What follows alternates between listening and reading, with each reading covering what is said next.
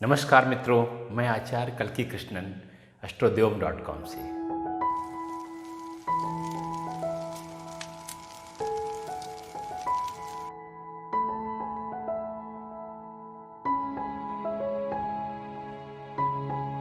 आज है सप्तमी तिथि यानी नवरात्रि का 7वां दिन और यह दिन समर्पित है माँ कालरात्रि को। काल का मतलब मृत्यु और रात्रि का मतलब है रात। ये दोनों नकारात्मक शब्द हैं और इसीलिए माँ कालरात्रि का जो स्वरूप है वो बहुत ही भयानक है।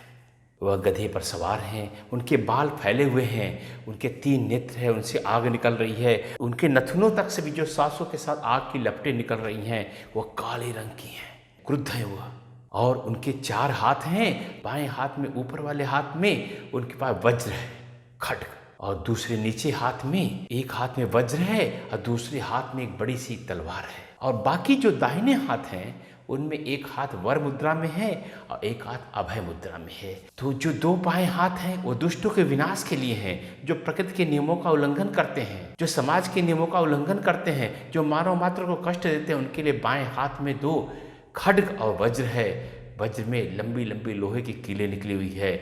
और जो दाहिनी तरफ 2 हाथ हैं वर मुद्रा और अभय मुद्रा में, वह भक्तों के लिए है जो प्रकृति के नियमों का पालन करते हैं, देवी के भक्त हैं, श्रद्धा से स्मरण करते हैं और समाज के नियमों का, मानवीय जीवन के नियमों का पालन करते हैं। उनके लिए देवी का रूप है।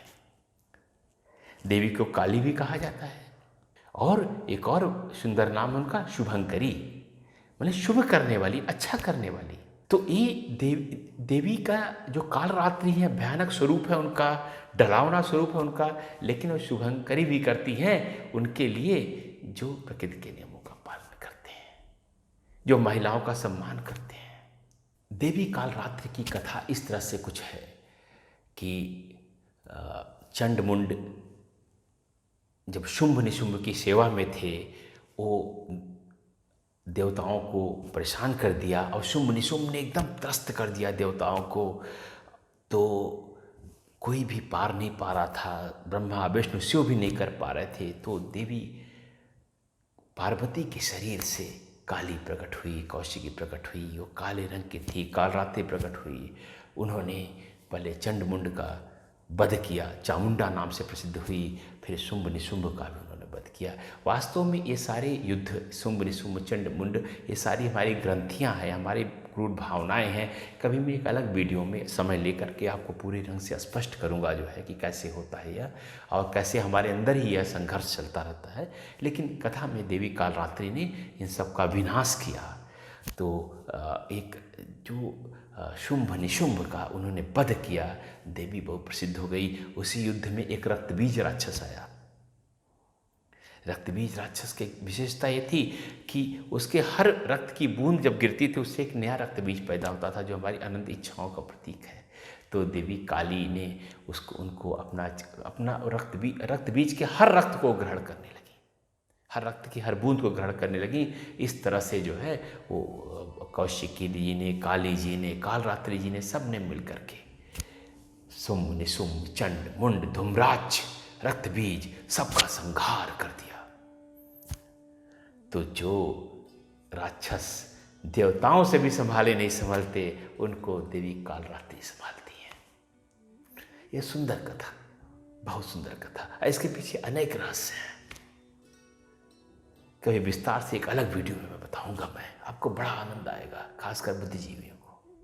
अभी तक 6 दिन तक जो देवी के जो भी स्वरूप थे वो सौम्य स्वरूप थे, शुभ स्वरूप थे, लेकिन आज का रूप पहली बार भयानक है। और देवी काली है, उनका नाम है, कालरात्रि है। जहाँ काल की सीमा समाप्त हो जाती है, जहाँ टाइम है, स्पेस सब खत्म हो जाता है, वहाँ कालरात्रि उत्पन्न होती है। जब आपके जीवन में सब कुछ लगे खत्म हो गया है, सब न समय है, न अवकाश है, कुछ भी नहीं है, तब देवी कालरात्रि की आराधना कीजिए। आपको लगेगा कि समस्याएं सब सुलझ रही हैं। जो काली का स्वरूप है वो महाकाल के स्वरूप शिव के ऊपर वो पांव रख करके खड़ी है इस काली, क्योंकि वह उस सीमा को भी उल्लंघन कर सकती हैं। जब आप हरदम हर तरफ से हार जाएं, तब देवी कालरात्रि के शरण में आए, निश्चित लाभ होता है। देवी अब तक अपने रूप में जो शैलपुत्री से प्रारंभ हुआ, वो अपने गृहस्थी को संभाल रही थी। अलग अलग रूपों में उन्होंने संतान को भी जन्म दिया स्कंद माता के रूप में। लेकिन जब उन्हें लगा कि स्थिति काबू से बाहर हो रही है, कुछ चीज़ें ऐसी हैं जो हाँ सौम्यता से काम नहीं चल रहा, तो देवी ने उग्र रूप धारण किया, वायलेंट स्वरूप, और देवी कालरात्रि के रूप में सामने आई। तो जब भी कठिन समस्याएं आपके जीवन में आए तो देवी का आराधना कीजिए, निश्चित लाभ होता है, निश्चित लाभ होता है। एक विशिष्ट बात, बाकी देवियां जो अभी तक थी उनकी आप दिन में भी पूजा कर सकते थे, दिन और रात की पूजा लगभग बराबर एक ही तरह की थी, लेकिन देवी कालरात्रि की पूजा रात में करने पर ज़्यादा लाभ होती है। अभी तक आपने ध्यान दिया होगा कि देवी की जो भी पूजा हो रही थी, लाल और पीले कपड़े ज़्यादातर मैं बता रहा था और मैं खुद पहने हुए था, लेकिन देवी कालरात्रि को काले या नीले कपड़े पहन करके पूजा करनी चाहिए। अगर काले नीले कपड़े आपके पास नहीं हैं तो कम से कम लाल या पीले वस्त्र धारण न करें। जैसे मैंने नीला या काला नहीं पहना, तो दूसरे कलर का जो है, दूसरे वर्ण का, दूसरे रंग का जो है कुर्ता वस्त्र धारण कर लिया है। तो देवी कालरात्रि की विशिष्टता यही है।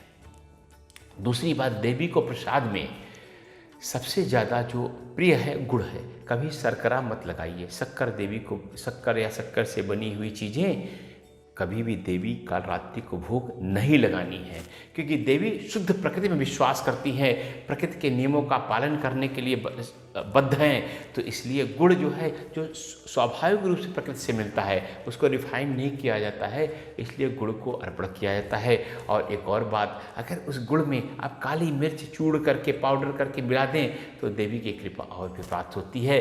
देवी को कोई भी कड़वी चीज़, कसैली चीज़ है, उससे आप देवी को चढ़ा सकते हैं। यहाँ तक देवी को नीम की पत्तियाँ भी बहुत अर्पण की जाती हैं। अब बहुत सारी मानव जीवन में लोग पता नहीं क्या क्या अपने शौक के कारण कड़वी कसैली चीज़ें, मदिरा पान करते हैं। अच्छा स्वाद तो नहीं होता है, तो लेकिन एक दिन नीम की पत्ती खा लेंगे देवी की कृपा के लिए तो क्या होगा। मदिरा से तो अच्छा ही स्वाद उसका होता है। अब मैं आपको मंत्र बता देता हूँ, जैसा मैं प्रतिदिन मंत्र बता रहा हूँ। मैं एक और बात मैं बता रहा हूँ, अगर आप अंग्रेजी भाषा में मंत्र को देखना चाहते हैं तो आप जो है हमारे जो अंग्रेजी वाले वीडियो को देख सकते हैं, वहाँ अंग्रेजी में लिख के आता है, हिंदी वाले वीडियो में हिंदी में लिख के आता है। तो अगर हिंदी पढ़ने में अक्षम है आप जो है, तो अंग्रेजी वाले वीडियो खोलेंगे तो वही मंत्र आपको अंग्रेजी में लिखे मिल जाएंगे, यानी लैटिन में, रोमन लीप में। तो देवी का जो बीज मंत्र है वह है ओम क्लीम लीम महाकालरात्रे नमः। ये देवी का बीज मंत्र है, सबसे प्रभावी देवी का मंत्र है। इसके अलावा दो और मंत्र हैं देवी के। ओम देवी कालरात्रे नमः, ये मंत्र है। और तीसरा मंत्र है या देवी सर्वभूतेषु कालरात्रि रूपेण संस्थिता नमस्तस्यै नमस्तस्यै नमस्तस्यै नमो नमः। इसके अलावा ये बहुत प्रचलित है देवी के, लेकिन स्वरूप का उसमें वर्णन है। वह मंत्र जो है, देवी का मंत्र निरंतर जाप करना हो तो ये उतना उपयुक्त नहीं है, लंबा भी है और उसमें कोई केवल देवी के स्वरूप का वर्णन है। अगर निरंतर जाप करना है तो आप केवल पहले 3 मंत्रों में विशेषकर बीज मंत्र का पठन कीजिए। और जो मंत्र चौथा मंत्र बता रहा हूँ वह है एक वेड़ी जपा कर्ड पूरा नग्ना खरास्थिता लंबोष्ठी कर्डिका कर्डी तैला शरीरी वाम पादोल्लस सल्लोहल ता कंटक भूषणा वर्धन मूर्ध ध्वजा कृष्णा कालरात्रि भयंकरी। इसमें देवी के रूप का वर्णन है कि पूरे शरीर पर उनके तेल छुपा हुआ है, एक ही उनकी चोटी निकली हुई है और नग्न है लगभग, वह एक गधे पर सवार हैं और उनके ओठ बड़े लंबे। इस तरह का उनका भयानक सा वर्णन जो है, उनका आवाज़ ध्वनि भी जो है बहुत ही विस्फोटक डरावनी है जो उनकी वाणी निकल रही है। तो इस तरह देवी का स्वरूप का वर्णन है। तो इसको भी आप जब बैठे पूजा करने के लिए इस मंत्र को पढ़ सकते हैं, लेकिन बाकी मंत्रों का ही आप पाठ करेंगे। और देवी जो ज्योतिष की परंपरा में शनि ग्रह की स्वामिनी है, इसलिए शनि ग्रह से संबंधित कभी भी कोई समस्या हो तो आप देवी की पूजा कर सकते हैं। और एक और बात, जो शनि ग्रह से संबंधित काम कर रहे हैं, जैसे लोहे का, पेट्रोल का, चमड़े का या लेबर सप्लाई का, श्रमिकों को उद्योगों में देने का, उन लोग को भी देवी कालरात्रि की पूजा जब ने बताई तो उनको बहुत ही लाभ हुआ। योग और तंत्र की परंपरा में देवी सहस्त्रार चक्र जो मस्तक पे यहाँ पे होता है उसकी स्वामिनी है।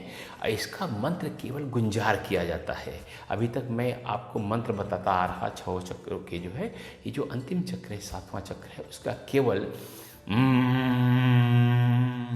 जो कॉस्मिक साउंड, जो ब्रह्मांडीय ध्वनि है, जो आप कान बंद करके ऐसे करते हैं तो सुनाई देती है। आँख कान बंद करके भस्त्रिका जैसे करते हैं, भस्त्रिका प्राणायाम आप जानते होंगे, वैसी ध्वनि केवल निकालनी है। देवी कालरात्रि को वैसी ध्वनि प्रिय है। तो और दूसरी बात, एक और बहुत ही रुचिकर बात है, जो लोग राजनीति में सफलता प्राप्त करना चाहते हैं, सब राजनीति कौन सी, जो सड़क वाली राजनीति, चुनाव लड़ने वाली राजनीति, जो जुगाड़ से ऊपर पहुंच जाते हैं राज्यसभा विधान परिषद में, उनके लिए नहीं, जो जनता की लड़ाई लड़ते हैं, चुनाव लड़ते हैं, उनके लिए भी कालरात्रि की पूजा बहुत ही लाभप्रद है। कई राजनीतिक नेताओं को मैंने उनकी सब विशेष पूजाएं कराई और उनको बहुत ही लाभ हुआ। एक अगर शत्रु विनाश के लिए देवी कालरात्रि का इससे अच्छा उपाय कोई नहीं है।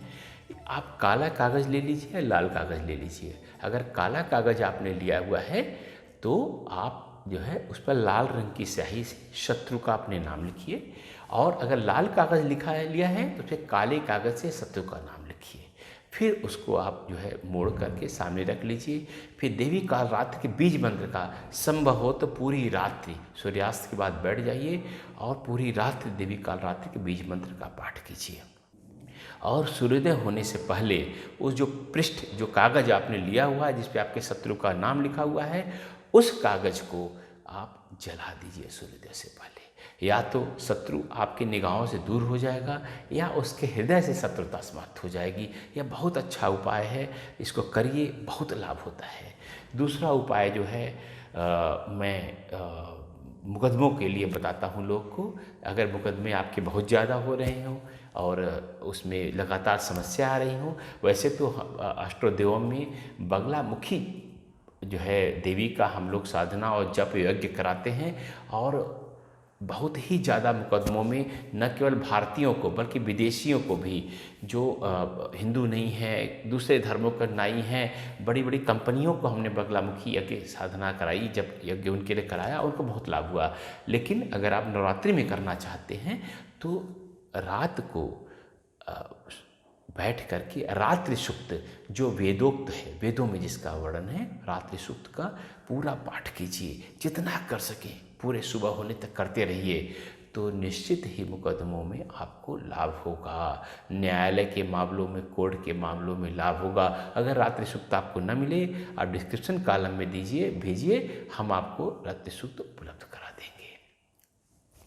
की बात है, पंडालों में दुर्गा पूजा में आज के दिन, सप्तमी के दिन जो है देवी की आँख खोले जाते हैं। तब तक आँखों पर पट्टी बंधी रहती है, आँख खोले जाते हैं। इसका मतलब है कि देवी अब जो उल्टा पुल्टा हो रहा है जग में, उसके प्रति उदासीन नहीं रह सकती, उसके प्रति उदासीन नहीं रह सकती। वो आँख खोल करके देख रही है और प्रहार करने को उद्यत है।